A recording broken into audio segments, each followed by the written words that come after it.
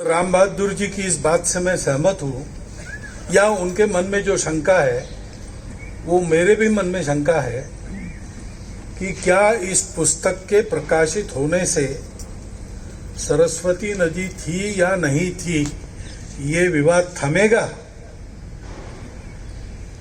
तो नहीं थमेगा ऐसा मुझे लगता है, क्योंकि जिनको करना ही है, कोई ऐसा नहीं है कि ये बातें, इसके बारे में बड़ा अंधकार था और इसको जाना नहीं जा सकता था, ऐसा नहीं है। इन सबको जो अंधेरे में धकेल दिया गया उसके पीछे तो एक उद्देश्य है, वो हम जानते हैं। 1857 के बाद जब अंग्रेजों ने देखा कि कितना भी हम इस देश को पादाक्रांत कर ले, योग्य अवसर पाते ही ये आपस में भाषा को, जाति को, पंथ संप्रदायों को लेकर झगड़ा करते रहने वाले लोग हमारे खिलाफ एक होकर हमको बाहर निकालने के लिए लड़ते हैं, तो उन्होंने अपने समाज का अध्ययन किया, हमारे एकता के मूल में क्या है, और उन्होंने हमारी सामाजिक स्मृति को नष्ट करने का प्रयास किया। अब स्मृति जब बताई जाती है तब उसका तो प्रमाण नहीं देते।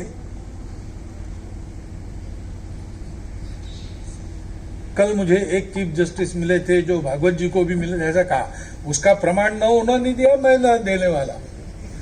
अगर उन्होंने कहा बात हुई तो बात हुई, मैंने कहा बात हुई तो हुई, प्रमाण की क्या बात है। लेकिन धूर्त लोग ऐसा करते हैं। जो कहानी है, पंडित जी को सत्यनारायण की पूजा में बछड़ा मिला दक्षिणा में, कंधे पर उसको लेके गए, तो 3 धूर्तों ने सोचा कि इनसे छुड़ाना चाहिए इसको। तो एक धूर्त बीच में जाके खड़ा हो गया कि अरे अरे महाराज, आप धर्म देवता, ये क्या पाप कर रहे हैं, ये क्या हुआ? तो कुत्ते का बच्चा कंधे पर लेके घूम रहे हैं। उसने कहा तुम्हारी आंखें फूट गई क्या? सत्यनारायण की पूजा करने गया था, दक्षिणा में मिली है बाची। तो बोले अच्छा, अब आप अपने बचाव में ये सब बोलेंगे तो आप तो ब्राह्मण देवता है, आपका तो हम विरोध नहीं कर सकते, लेकिन दुनिया तो देखेगी और जो सच है वही बोलेगी। उसके दिमाग में एक कीड़ा डाल के चला गया वो। फिर दूसरा आया बीच में, उसने कहा अरे भोंदू, धर्म का उपदेश करता है लोगों को और खुद कुत्ते के बच्चों को कंधे पर लेके घूमता है, ठहर तेरा अभी ये सब, तेरी पोल खोलूंगा मैं। तो उसको लगा कि क्या, तो ये दूसरा भी वही कह रहा। उसने उस बाछी को उतारा, देखा तो थी बाछी। फिर से कंधे पर लेकर आगे बढ़ा तो तीसरा आया। अब जब 3 बार लोगों ने कहा तो उसको लगा कि मेरी ही आंखें मुझे धोखा दे रही, ये कुत्ते का ही बच्चा है, उसको छोड़ के चला गया। ऐसी एक कहानी हितोपदेश में है। ये प्रयोग हम पर हुआ है और हम उसमें फंस गए। इसका कारण है कि हम अपने आप को भूल गए। अमृतलाल जी नागर का उपन्यास है एकदा नैमिषारण्य। उसके कथा सूत्र में ऐसा है कि एक भारत है जो कथा का नायक है, और भारत की एक प्रज्ञा है जो उससे बिछुड़ जाती है। तो प्रज्ञा से वियोग होने के कारण वो स्मृति भ्रंश हो जाता है और सब कुछ वो भूल जाता है और पागल जैसा हो जाता है। यहां तक कि अपने ही संतानों को विषैले सर्पों के भरे कुएं में झोंकने में वो कम नहीं करता। फिर घूम घाम के उसको उसकी प्रज्ञा वापस मिलती है और फिर सब ठीक होता है। ऐसा कथा सूत्र है उसका, आपने पढ़ा होगा। तो यही बात हमारे साथ हुई। हमने अपने प्रज्ञा को खो दिया। सरस्वती प्रज्ञा की देवी है, उसको हमने खो दिया।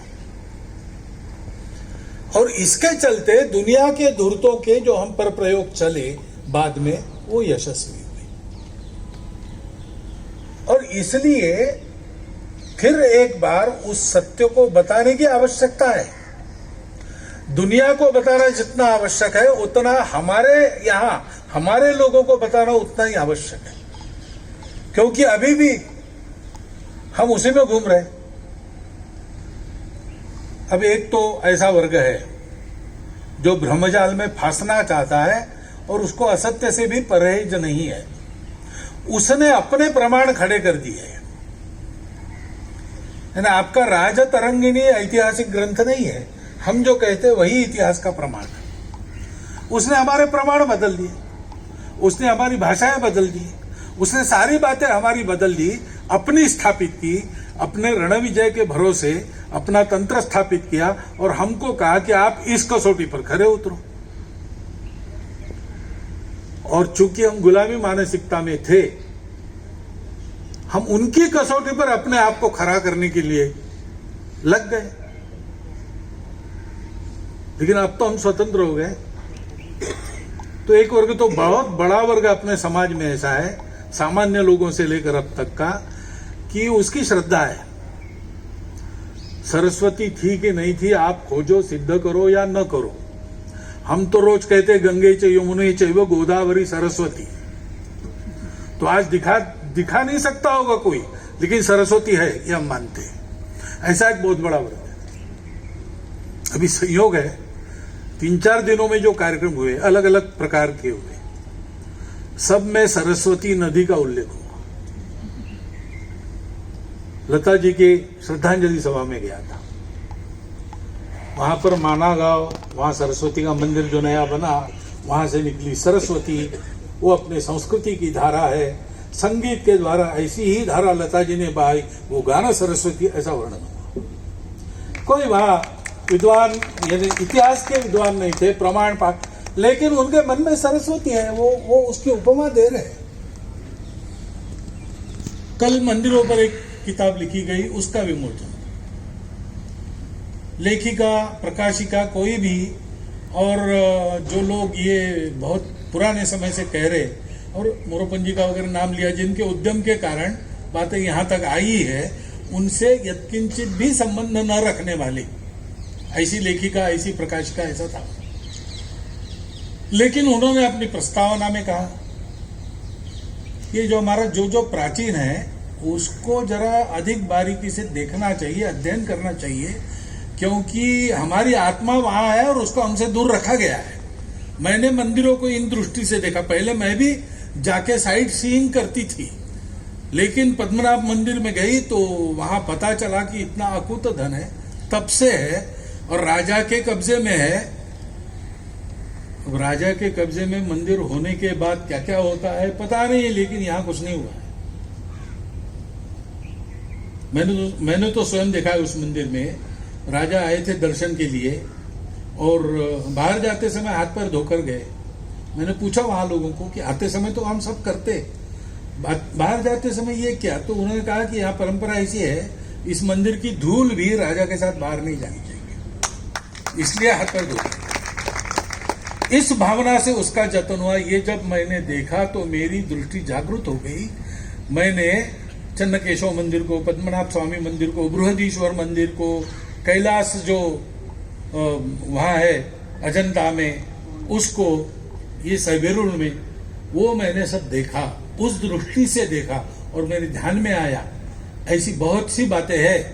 राम वन गमन देखना चाहिए, सरस्वती नदी कहाँ थी देखना चाहिए, ऐसा बोलते बोलते उन्होंने कह दिया। तो एक बहुत बड़ा वर्ग है जिसके पास श्रद्धा है और श्रद्धा के भरोसे अपने आप मानते हैं कि ज्ञान का प्रकाश कभी न कभी मिलेगा, श्रद्धावान लभते ज्ञान। परंतु आज अपनी नई पीढ़ी को भी प्रमाण चाहिए, क्योंकि शिक्षा जो है वो श्रद्धा को तो बढ़ाती नहीं।